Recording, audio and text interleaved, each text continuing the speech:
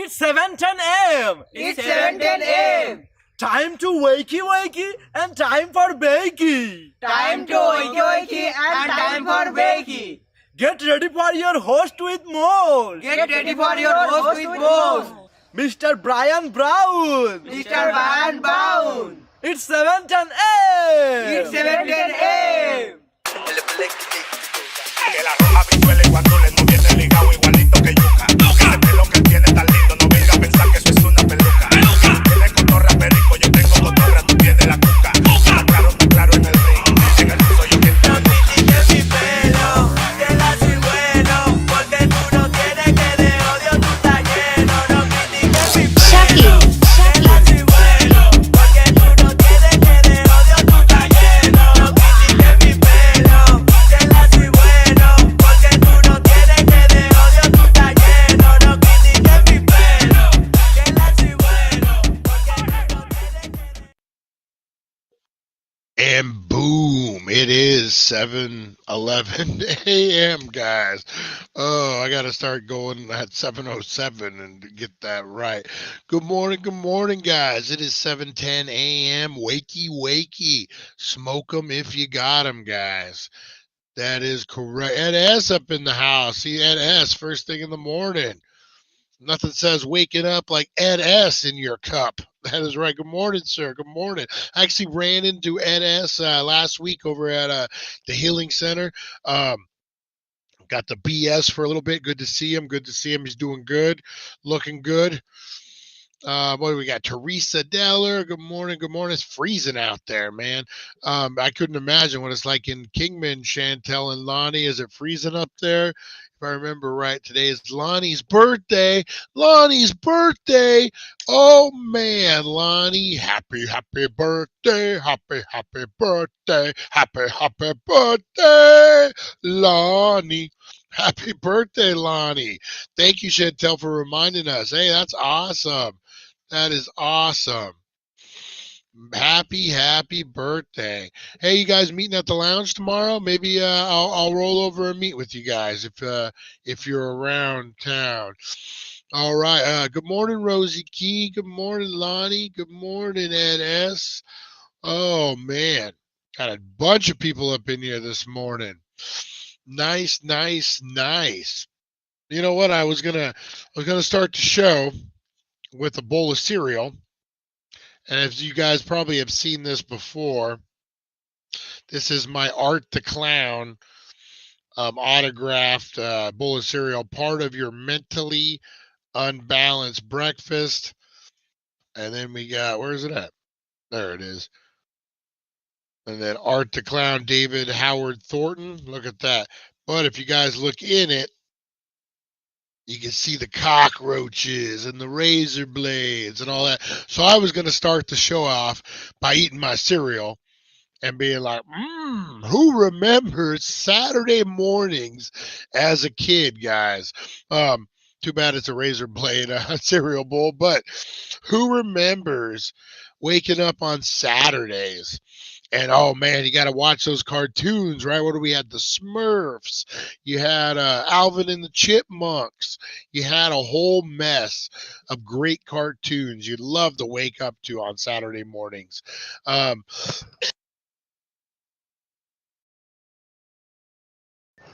Excuse me, guys. Man, that 710 hits hard. But yeah, man, I remember that as a kid. For me, it was weekdays when I would actually wake up 2 hours before I had to, so I could wake up and watch the Bozo Show. That was my jam as a kid. Loved the Bozo Show. That's easy for me to say. I grew up on WGN TV. That's probably why I'm a Cubs fan. That's probably why I'm a Bears fan, a Bulls fan, Chicago across the board. Mainly probably because of WGN TV. But I remember the Bozo Show. I remember all the cool stuff. And then Saturday mornings was a whole different game, guys. You'd wake up and you'd have the Smurfs on. I remember there was one where a guy turned into a car. They would even do previews for the Saturday morning blocks. I remember on Friday night, and it was like so exciting. It was on primetime TV, and they would break down the new Saturday morning cartoons. And one was a guy who turned into a car, and there were all sorts Jabberjaw. There was all sorts of crazy cartoons. Rosie, what are you doing? Producer Rosie in the house this morning. Rosie the bulldog knocking over my TV tray here. Yeah, so I remember, man, that was like some of the best times that I had as a kid. Yeah, Scooby Doo. What about Scrappy Doo? Who remembers Scrappy Doo? Oh man. What else we got going on? Oh, guys, don't forget the giveaways before we get into this. You got the BAM, guys. Hashtag BAM, and you're gonna get entered to win this amazing Linda Blair Exorcist autograph, guys. Look at that autograph. Man, that thing's clean. Big silver Sharpie. So you're going to hashtag BAM on that one. And then don't forget about the Chucky box, guys, where we got the Daily Dank. Hashtag the Daily Dank. You got a Bride of Chucky autograph from Jennifer Tilly. You got an autograph from the movie 31. You have a t-shirt from the Daily Dank. You got the amulet that Chucky uses to transfer bodies. You got a body knocker of Chucky, which is like a bobblehead type thing. So make sure you're getting in on all those giveaways, guys. Appreciate you guys so much. And this is my way to thank you guys. So make sure you're taking advantage of those. All right, guys. I'm excited. This was one I was like, you know what? We've been doing the worst of. We've been doing the worst of for a long time. Let's do the best of. So these are the best of Saturday morning cartoons from the 80s, guys, that you probably will remember. Who remembers the Thundercats? Nothing sums up the wild creativity of the 80s cartoons like this one, which tells the tale of a group of talking humanoid cat-like creatures that were the epitome of what kid thought was cool. There was an amazing logo, the awesome swords, and one heck of a giant hangout known as the Cat's Lair. A catchy theme song. While there was many similarities to found to He-Man and Masters of the Universe, this cartoon survived on its own inventiveness.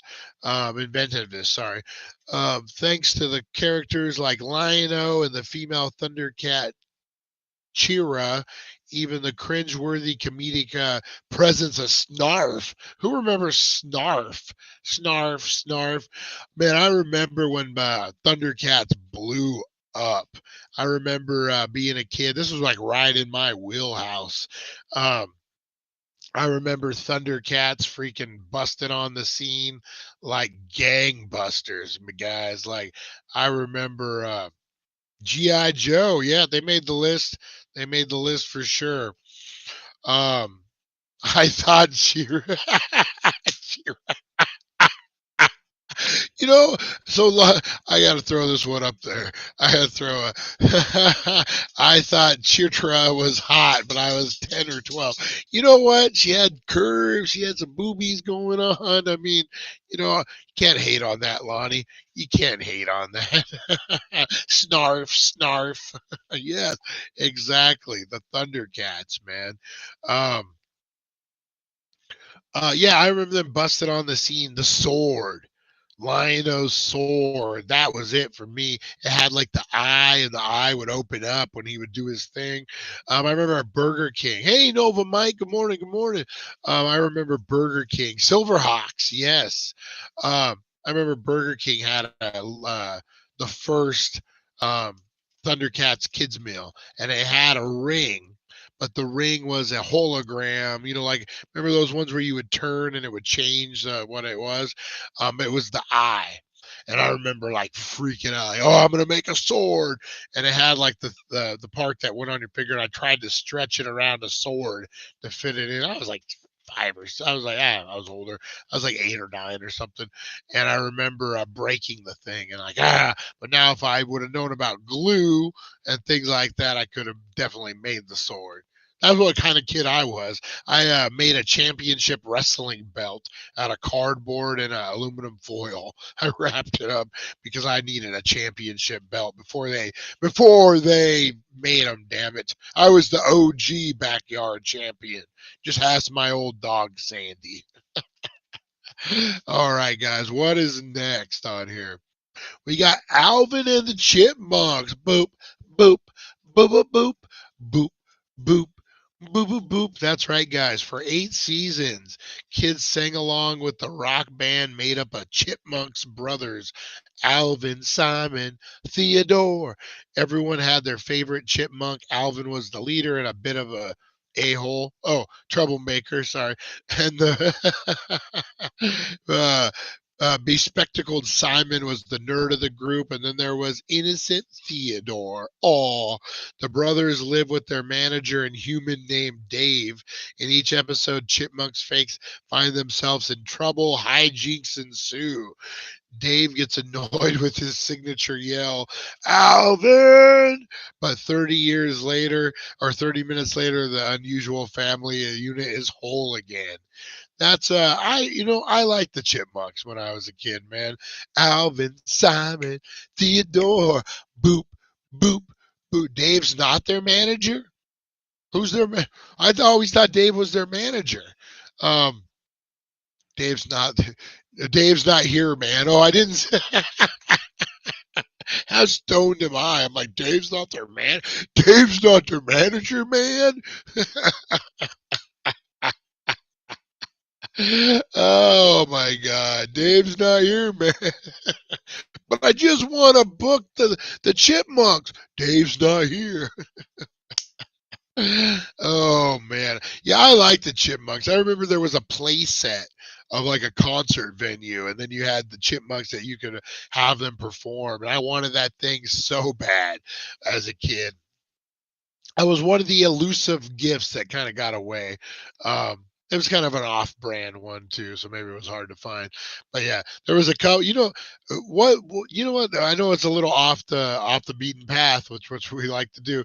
But what was your guys's like the one Christmas present that you wanted so bad, or birthday, whatever, that you just didn't get? What was it that you were just eyeballing that you really, really wanted as a kid? For me, it was this camera. It was this video camera that took cassette tapes. Oh my God. Even then I was in the film and stuff. I wanted this thing so bad. Never did get it. It was pricey. I think it was like $100 back then, which was, a whole, ain't buying a kid $100 toy. So, oh, the Care Bears. Yes, the Care Bears. Who doesn't? Good morning, John. Good morning. Good morning. Yeah. So blow up those comments, guys. What was the gift that eluded you as a kid? The thing you were obsessed with? Was it the Nintendo? The Nintendo NES system. Great movie around Christmas time, guys. It's called 8-Bit Christmas with Barney from How I Met Your Mother. I can't think of his name. You guys know what I'm talking about. Great movie, and it's about him trying to. His parents won't buy him a Nintendo, so he's gonna try to win it, earn it, do whatever he needs to do to get a Nintendo. Great movie. A lot of us were in that same boat, man. What was the gifts that you guys? The dating game, Millennium Falcon. I'm gonna go off the deep end here, guys. Let me tell you, Lonnie, it's your birthday. It's your birthday, Lonnie. I'm gonna tell you an exclusive story. So the statutes of limitations should be up by now. So I'm gonna tell you guys this story, and hopefully Jody is not watching. I don't know his last name. When me and my friend Sonny Gerber, I'm just gonna throw his name out there too. We were kids. I don't know, probably about 10, 11 years old, maybe a little younger. We were way into Star Wars. Had all the figures, had all had the ships. Between the two of us, we had a lot. And there was a kid who we kind of hung out with. Who doesn't love a leggy blonde cat? Yeah, she had curves, man. Let's not forget, when you're a teenage boy or a preteen boy, just a bra strap would set you off. Oh my God. I'll get back. Okay, that's another story. Good morning, Charlie.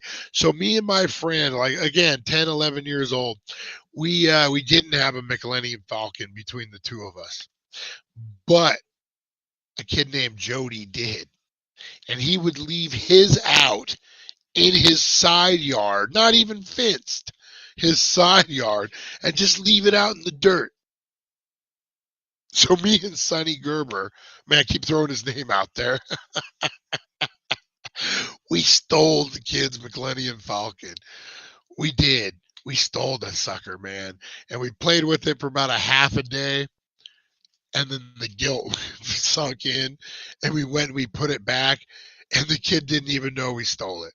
Had no idea. So it was a good story. We learned our lesson. We were like, this is fun. This is a cool toy. But we feel kind of weird. Eventually, we're going to have to see Jody, and we're going to have to explain why we now have a Millennium Falcon and he doesn't. Oh, man. Oh, save me a cousin Bobby. Oh, yeah, X-Wing fighter. I got my kids when my son was young. Someone was blowing out their Star Wars lot on eBay, and I got them like a whole, like giant boxes. And I remember I was managing a pizza place here in Needles, Mud Sharks at the time, and the mailman lady knew that I was working there and brought in all my, oh, gee, John, that's okay. So, and then I opened them to see what was in it. All my delivery drivers and pizza makers were playing Star Wars in the back. It was a good time. I had a USS Flag, John. Yeah, I did. Oh, and it was as great as you think it was. I'm sorry. It was so much fun. My dad put it on a giant, like, plywood, and we had it in the backyard, under like our deck. I wasn't a spoiled kid like you, like it's sounding. Yeah, I was under the backyard of my deck. No, but man, I remember hours and hours, and my parents had a hot tub, which was in the backyard too, and I would play on the aircraft carrier, and then I would go jump in the hot tub, the jacuzzi, use that as a pool, kind of, as a kid, and then I'd take like the submarine. Who remembers the GI Joe submarine? And it had like a pump, and it would sink, and it had a guy in a big dive suit. That's what I would play with in the jacuzzi. Anyway, let's get back. I'm all reminiscent of my childhood, guys. Let's get back to this list. Oh man, the Muppet Babies. Who remembers the Muppet Babies? Nothing dominated a TV airwaves in cinemas like in 1980s like Jim Henson's Muppets. They were highly transformative. The Muppet Show and an array of features like the Great Muppet Caper and the Muppets Take Manhattan. Yeah, so the Muppet Babies, man. They were huge. Merchandise like crazy. What a way to revamp an already established franchise by turning the characters into babies. And then you have a whole new set of T-shirts, a whole new set of everything. Man, I know. Oh, I got to see this from Lottie. Oh, man. I know, Lonnie, it sounds horrible. I wasn't a rich kid, but we had an aircraft carrier and a hot tub in the backyard. I know, man. I know. Oh. He-Man and Masters of the Universe, guys. I got 20 of the three. Oh, dang, John. I just met Sergeant Slaughter, and he was selling his figures up there. That was the one that always eluded me. I think it was a mail-in, and I did not get it. And I was so tempted as an adult to buy one, but I opted for the video instead. So every boy 4 decades ago, and probably some girls too, had He-Man toys. He was our favorite superhero, Prince Adam, and his sword of power, and his battle cat sidekick had us in awe. He wanted to be just like him. Um, while the series about adventures only lasted 2 seasons, I didn't realize that. Which of those seasons consisted of a whopping 65 episodes? That's probably why I didn't realize that. That meant countless reruns where kids could rewatch the likes of He-Man, Okra, forgot about Okra, Okra, Man at Arms, Tila, and the sorceress battle the scary skull-faced Skeletors and whatever weirdo villains he's dreamed up of that day. Tila was hot. What about She-Ra? She was the princess of power. Just to put back in the thread, meet up at the lounge tomorrow, Friday at 9. So early. So early. Oh, definitely, guys. I think I'm gonna roll over there. I've never been in. I'll go check it out. See what's up. Have a meetup. I'd love to sit with you guys. Listen, shoot the shit as they as they say, guys. All right, what else do we got here? Rosie, stop. All right, Garfield and Friends. Oh man, I love me some Garfield and Friends. Who doesn't love a cat loving, lasagna loving cat? Is what I meant to say. Oh man, Garfield, man, I still have it's in my daughter's room, a Garfield digital clock that I had when I was a kid. Garfield was huge, man. We know it came from the comic strips, turned into a Saturday morning cartoon. It was a kind of different cartoon for the time, old school. Um, everyone loves Garfield, man. Who checked out those movies with Bill Murray? I wasn't a rich kid. We had a deck and a hot tub. We had a backyard. Oh, yeah, that's GI Joe, man. Same with me. My favorite one for whatever reason was a later one. It was one of the Dreadnoks, and he had a white flat top, and he was a big muscular guy. And boy, I had him. He, if it was professional wrestling, he switched back and forth. Like I liked him, so he would be a GI Joe, but then he would be a villain, and then back and forth. Man, lot of good times with those GI Joes, man. Those were my favorite. Those and the big LJN wrestling figures, the big rubber ones. Those were my go-to jams, man, as a kid. And Star Wars, definitely Star Wars figures was in there. And then who didn't merge their GI Joes with the Star Wars? I mean, like, come on, that was just 101. The Smurfs. I knew they made the list.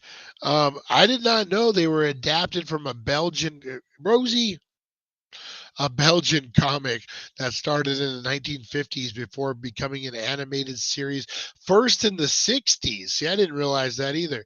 This was one of the weirder Saturday morning cartoons.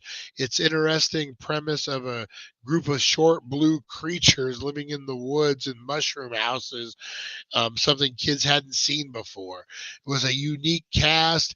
Each, it was a lot of the Seven Dwarfs kind of style. You had what, Grumpy, yeah, Grouchy instead of Grumpy.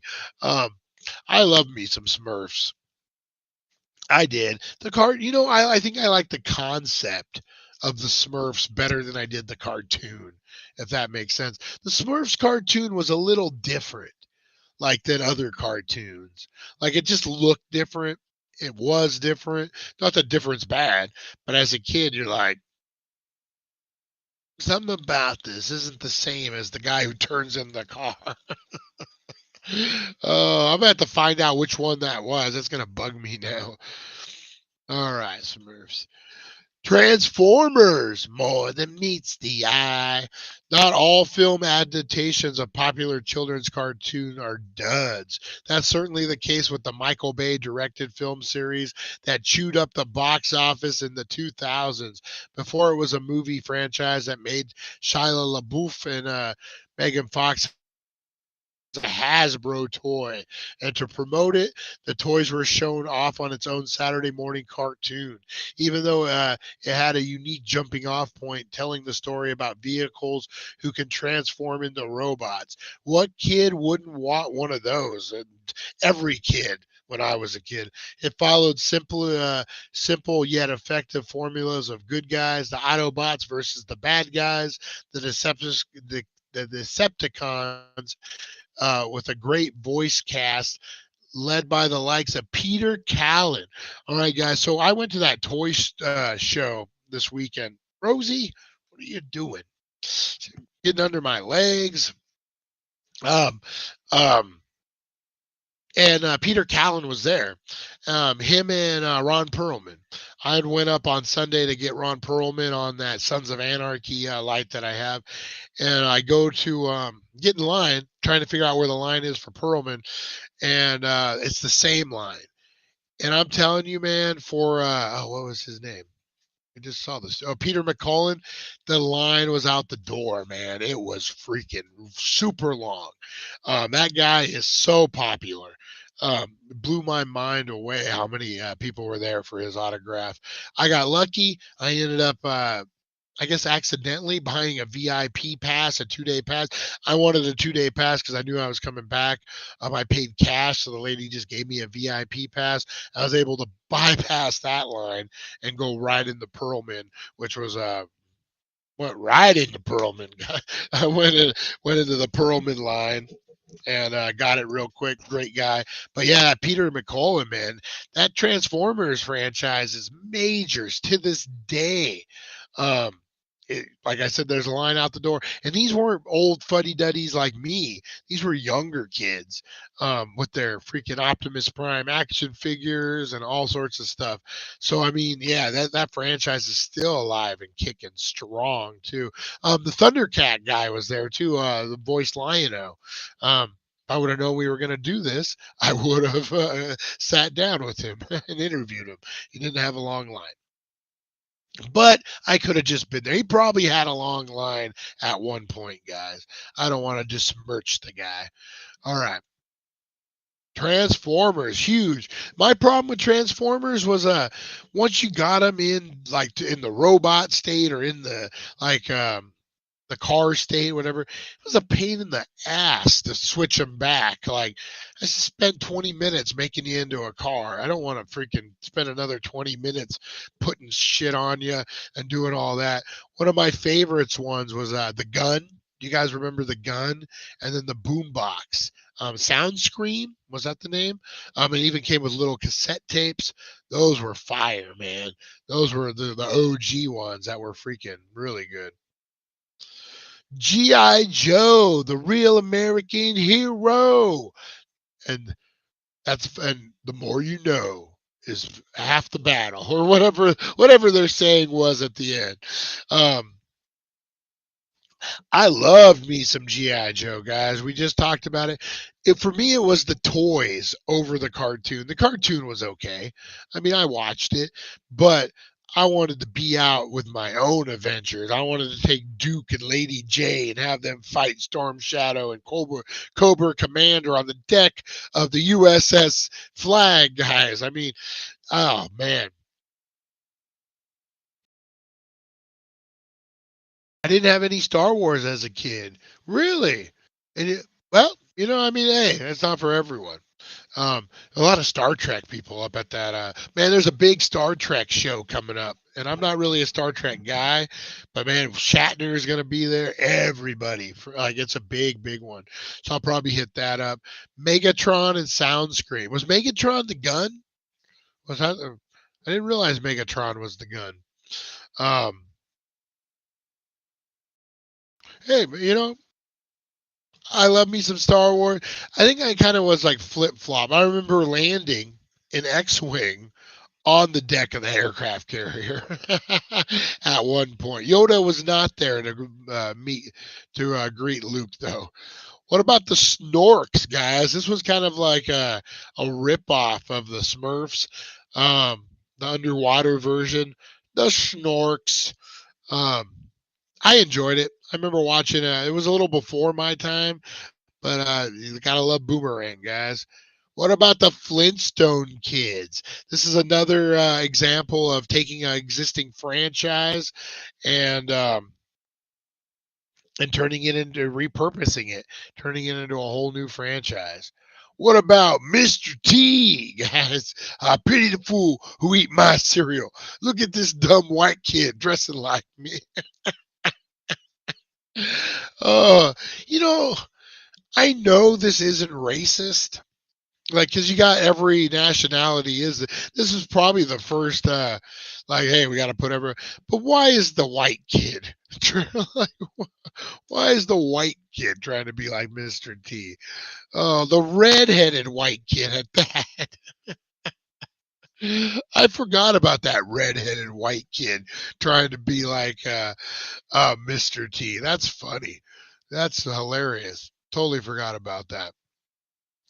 All right, guys. Who remembers watching Saturday morning with a bowl of cereal? What do we got? Fat Albert in there, the Care Bears, the Muppet Baby, Scooby Doo, Batman. I forgot that Batman had his own Saturday morning run. I remember being scared of some of those Batmans, man. Man Bat, when he battles Man Bat, that always freaked me out. What about Inspector Gadget? This was a huge one with his pal Penny, and I forget the dog's name. But yeah, man, Inspector Gadget, that was another huge one. Huge, huge. Hulk Hogan's Rockin' Wrestling, guys. Now I'm going to be honest. I didn't really care for the cartoon a lot. I was into wrestling. I didn't care if Hulk Hogan was driving a car trying to sabotage the Iron Sheik at the donut shop. Um, I didn't care. But it was cool because I was so into wrestling, so into Hulk Hogan.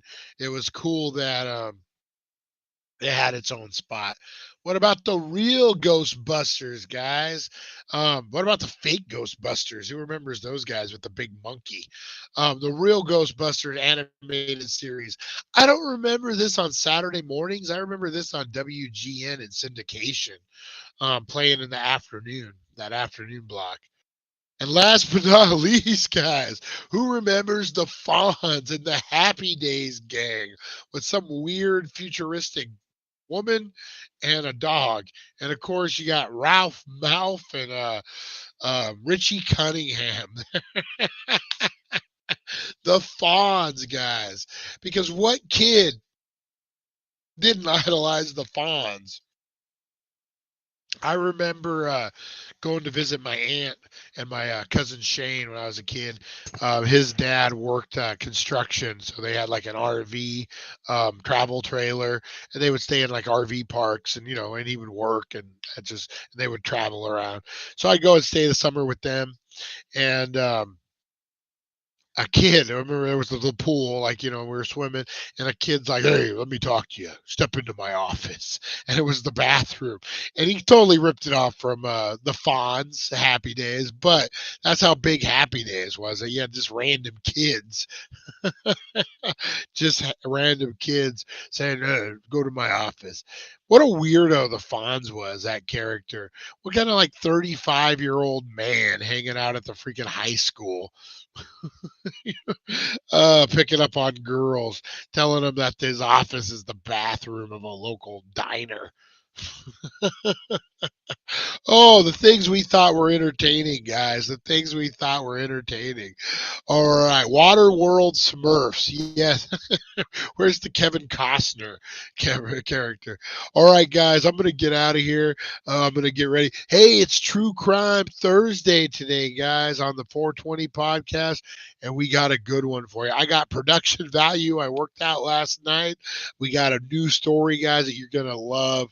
You're going to love this one, guys. If you love heists, if you love mystery, if you love whodunits, you're going to love this one, guys. If you love marijuana, you're going to love it.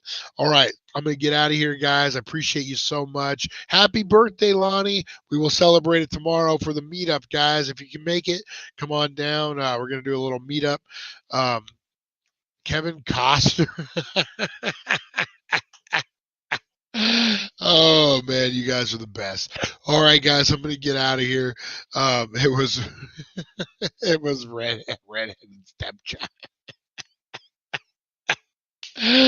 Oh my God, you guys are too much. Kevin Costner with Garment.